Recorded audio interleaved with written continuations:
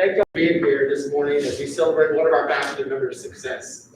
I appreciate everybody coming out in person and for our audience who's joining us virtually. This is the first time we've ever done anything like this and broadcasting this event live to the masses. We could not have done that without the help of our IT department and our marketing department. So thank you all for making this possible. We certainly couldn't do it without our friends from the Mississippi Humanities Council. They were not able to be with us in person, but I know several of them are watching from their homes and from their work and their board members. So thank you for partnering with Jones every year to make this possible also. It is my privilege to introduce someone that I have come to respect greatly. I know her to be someone who loves her craft, loves to teach, loves her students, and is devoted every day to their success, not just in the classroom, but also outside of the classroom in their life. And since you didn't come to hear me speak today, please join me in congratulating our Humanities Teacher of the Year, and Sarah Ishee.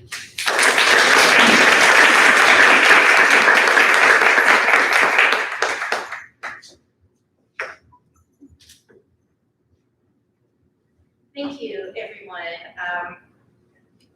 To say that this is an honor is an understatement, and I really appreciate all of your support here today, and thank you for everybody that is tuned in right now. For my presentation today, I would like to discuss the spread of Southern culture in the 21st century.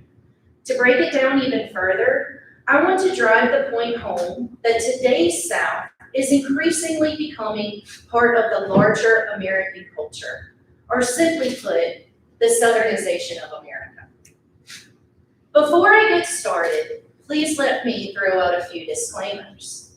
Presenting a topic that can bring up a range of emotions, such as the culture of the South, I want to take a moment to mention the notion of critical constructivism, or the view that our knowledge of the world is socially constructed. Therefore, we must always be aware that our own experiences affect our views. Neutrality is non-existence.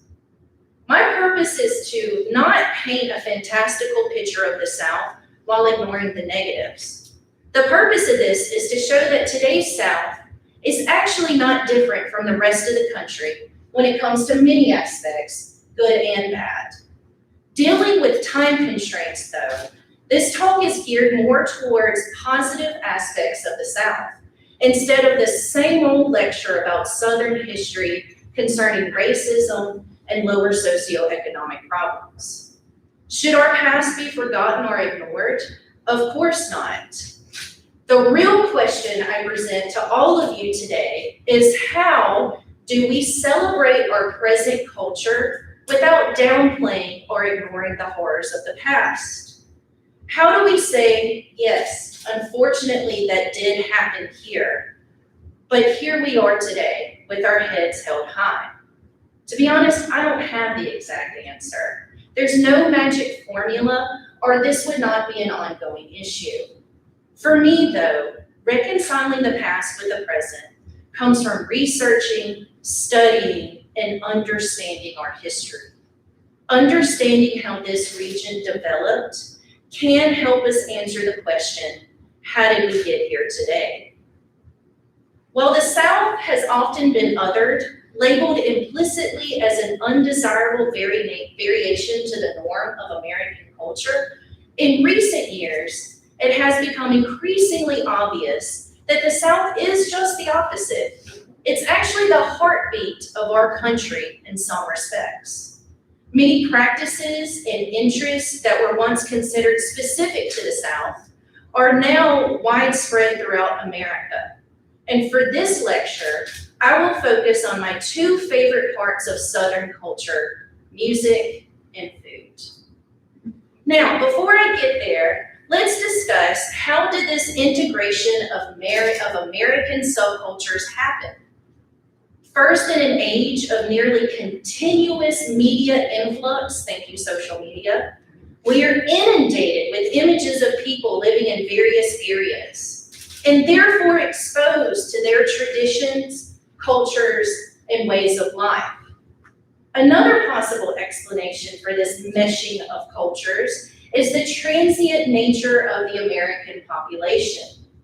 Since World War II, a high number of non-Southerners have moved to this region, while at the same time a high number of Southerners have moved out of this region.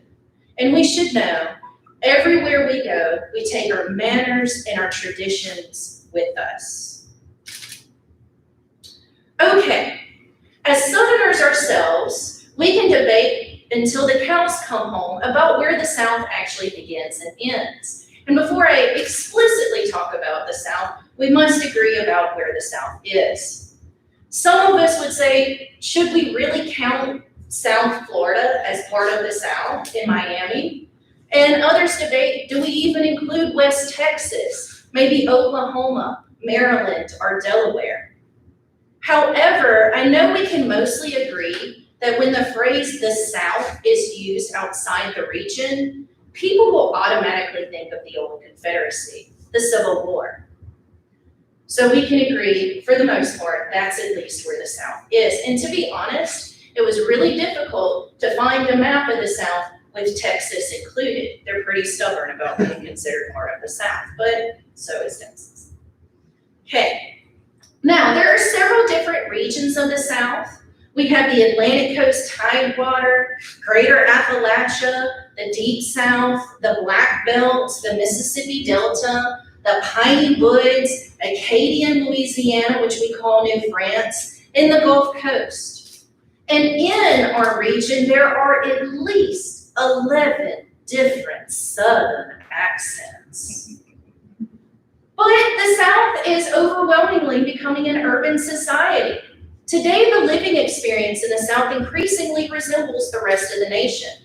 The arrival of millions of Northerners and Westerners, mainly since the late 20th century, thanks to the invention of air conditioning, has reshaped the culture of major metropolitan and coastal areas. Honestly, a big turning point for the South is the invention of air conditioning, but that's another lecture for another day. Today, 2 out of 3 Southerners are now urban people. Even in the Mississippi counties show population growth of suburban counties around Jackson, the Gulf Coast, and even Memphis. And this is based on early returns from the 2020 census. So the transformation of the South is, to a sizable extent, a transformation of an urbanized society. Out of the 20 largest cities and metropolitan areas in the United States, 8 of them are located in the South. And median family income increased more rapidly in the southern metropolitan areas, further closing the gap with the North. In other words, southern metro areas are on par with the other metro areas outside this region. Okay, so far I've told you how the South looks like the rest of the country. Now let's shift our attention on how things that are very southern can now be found outside this region. And I will start, of course, with music.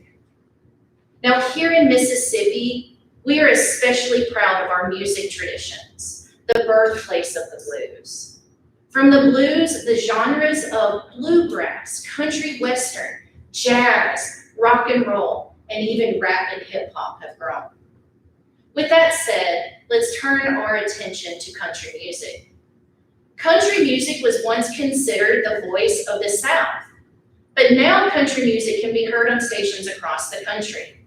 The lyrics of Southern music are no longer distinctly Southern. Rather, they speak to the heart of the American lifestyle, focusing on universal themes such as love, friendship, hope, and loss.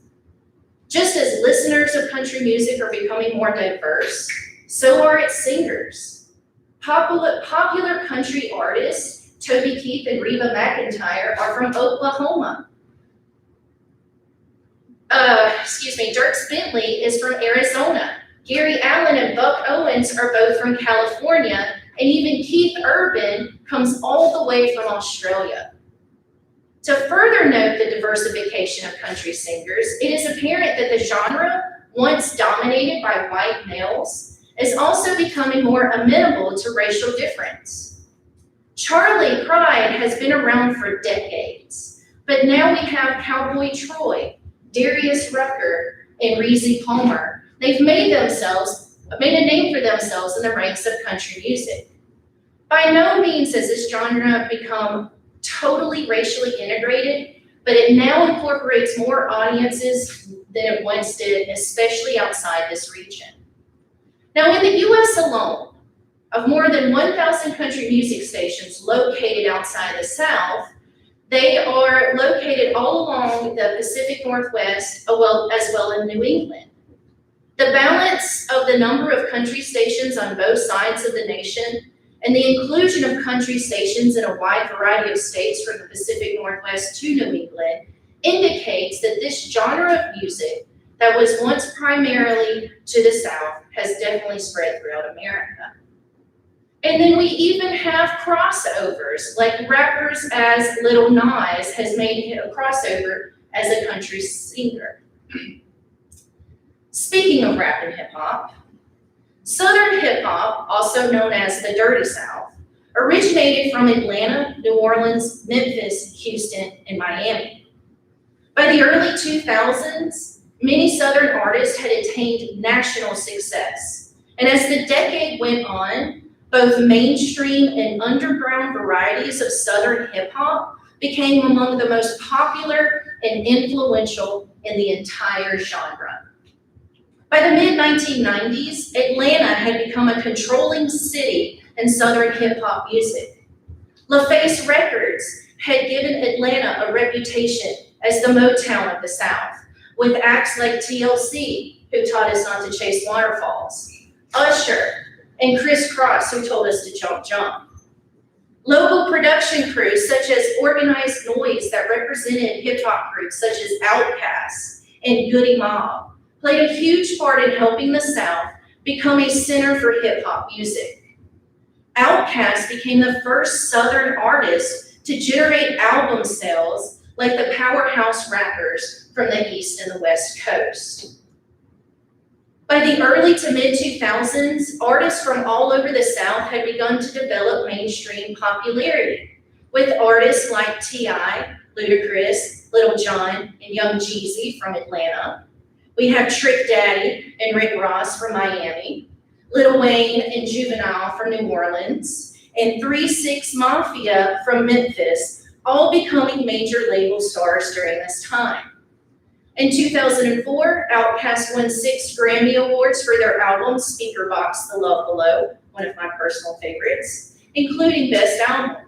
While in 2006, the members of 3 6 Mafia won an Academy Award for Best Original Song, It's Hard Out Here for a Pimp, from Hustle and Flow, a Hollywood film about a fictional Southern rap artist. Now that I have music playing in all of our heads, let's turn our attention to Southern cuisine. And I've picked 3 favorite Southern cuisine items: barbecue, fried chicken, and sweet tea. There are several food staples of the South that you can now find almost anywhere across the country, barbecue being one of the bigger ones. Barbecue has been a staple of American culture, especially Southern American culture, since colonial times. Now, did the Southern colonists invent cooking meat over an open fire? Of course not. But I believe all of us in this room can agree the South perfected the art of barbecue. Okay. Barbecue as a cultural tradition spread from the South and was successfully incorporated in several Midwestern areas, such as Missouri and Kentucky. Kentucky has a style of barbecue which consists of a lot of mutton, if that's your style. The Carolina tradition uses pork, and of course, Texas is known for beef barbecue.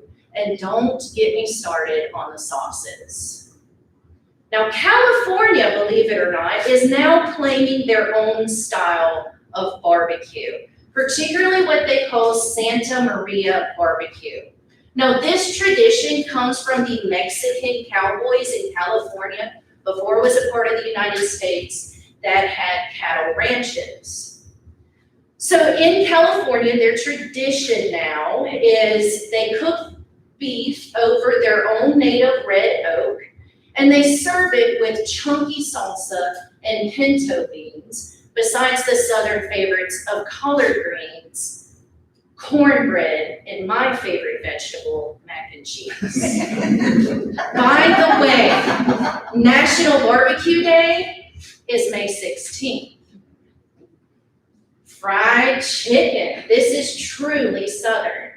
American-style fried chicken gradually passed into common use as a general Southern dish, especially after the Civil War and the abolition of slavery.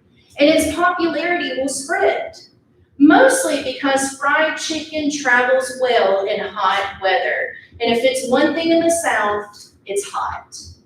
Okay? So this happened before refrigeration was commonplace. And the growth of industry also helped reduce the cost of chicken. Holidays, well, fried chicken continues to be among this region's top choices for Sunday dinner, or as many of you would say, Sunday supper. Holidays such as Independence Day and other gatherings often feature this dish. During the 20th century, though, thanks to fast food chain restaurants and the transient nature of our population, we now have brands that focus solely on fried chicken. Kentucky Fried Chicken, Popeyes, Chick-fil-A, Church's, Bojangles, just to name a few. And they have expanded across the United States and even throughout the world. In Japan today, one of the favorite fast food chains is Kentucky Fried Chicken. And then, by the way, National Fried Chicken Day is July 6th. And then my favorite, sweet tea, or more grammatically correct, pre-sweetened iced tea. This has been a staple of Southern beverages for many generations. Iced tea is enjoyed across the United States, but tea that is sweetened during the brewing process can be argued as a Southern tradition. Now, when I was actually researching a project for sweet tea this summer in a class I was taking at Delta State, I discovered that iced sweet tea was not actually a Southern invention. It came from the North, okay, because they were readily available with ice. However, the North sweetens their tea after it's ice. So it can be argued sweetening tea during the brewing process is definitely Southern. And to drive the point a little bit further, regardless of the origins of sweet tea, many would argue that it is a part of Southern heritage, and this is heavily supported by the media. The ever-popular 1989 Still Magnolias film, where Dolly Parton's character Truvy, a Louisiana beautician, famously states at the fair, "Sweet tea is the house wine of the South." Most people would agree that Dolly Parton in Still Magnolias is quintessentially Southern. But fast food chains deserve the credit for bringing sweet tea to the rest of the country. McDonald's and Chick-fil-A have sweet tea on their menu, and they are very popular items. Even McDonald's labels its tea Southern sweet tea. And then, of course, a regional favorite that we hope we'll see more across the country will be McAllister's. And just so you know, National Sweet Tea Day is August 21st. Okay. So in conclusion, wrapping all of this together, let us think. After decades and centuries of conflict, change is slow to arrive, as we all must learn to trust again. And that was also very evident in this last pandemic year of 2020.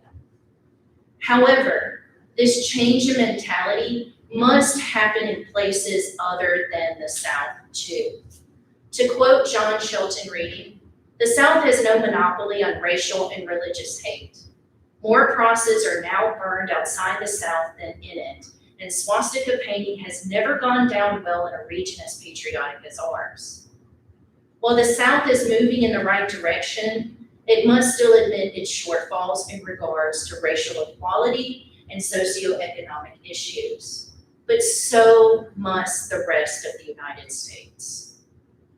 Now, there are numerous ways in which the South has progressed and overcome many of the stereotypes that have long plagued it. However, there are changes yet to be made.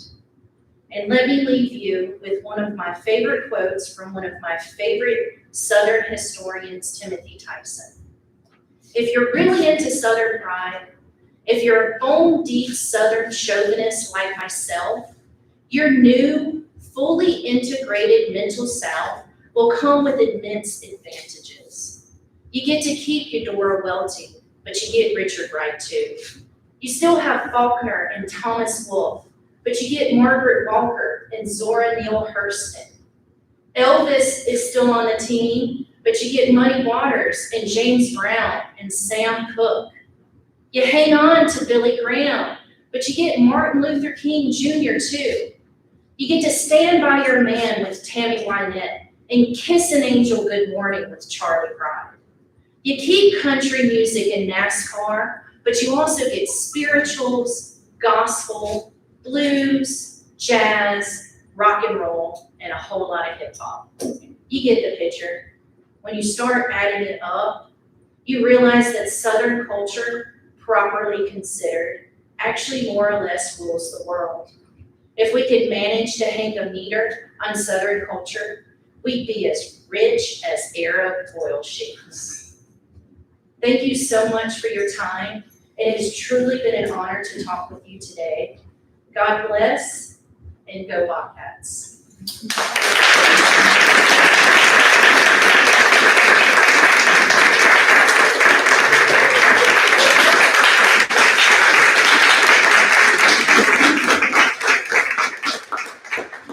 Sarah, that was fantastic.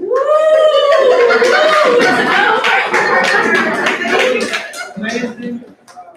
Thank you. I learned a lot. Okay. I think we all did. Y'all didn't know you were getting a rap lesson today, did you?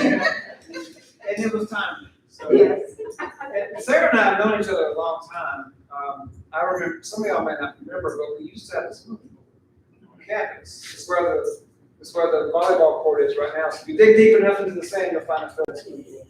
When Sarah was in high school, she was a lifeguard at the campus pool. And Laura and I, my wife Laura, we would bring the kids over when they were little. And they got to know Sarah, and then she babysat for us for a few times, and they just loved Miss Sarah. And then she went to college and came and worked for me in my office, in the business affairs office. She kind of double duty between financial aid and student accounts. And you were working on your master's at the time. And I knew early on that Sarah had so much to offer to Jones and to the world, really. And then she finished her graduate degree and was added as a full-time history instructor at Jones. And it's been so cool and rewarding and a joy to watch you go from a high school lifeguard to Humanities Teacher of the Year. So I'm so proud of you. I can't give you a hug because it's COVID. I'll give you a virtual hug. Yeah. So I've got a presentation for you. This is an award that Dr. Daywalla designed that commemorates that you are the Mississippi Humanities Council Award winner for 2021. And also This is beautiful. a check funded by the Mississippi Humanities Council.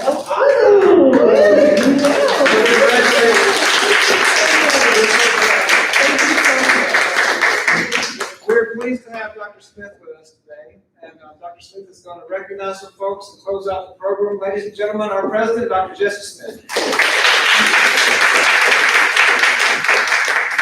Thank you, Rick. It's fantastic. You would expect. Thank you, Sarah. You're really inspired. Now I know that my son, who's sitting in your class, I know firsthand he's getting world-class education. Thank you for that. I do want to recognize some family members that are with us today. Sarah is a fantastic teacher. She had to learn that from somewhere. She has two fantastic parents, Prince and George Harrison. They're here with us today, and I want to say a special thanks to these two folks for their contribution to our community. George, your dad, was a longtime history teacher. I still remember the lessons that he shared with me as a colleague and as a student as well. He shared with me several books that he taught.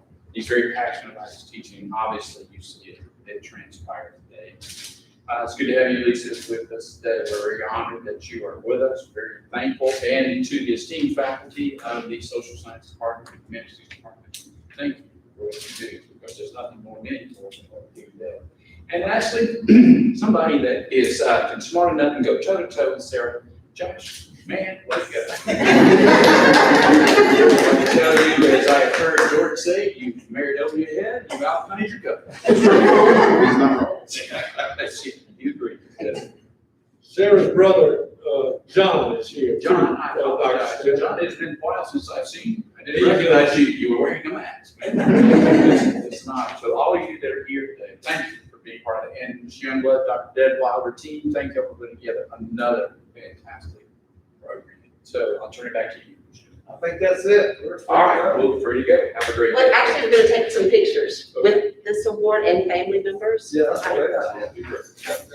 So, you be back at the center? Yay. Yeah, well, I'm hungry, so. Are you hungry?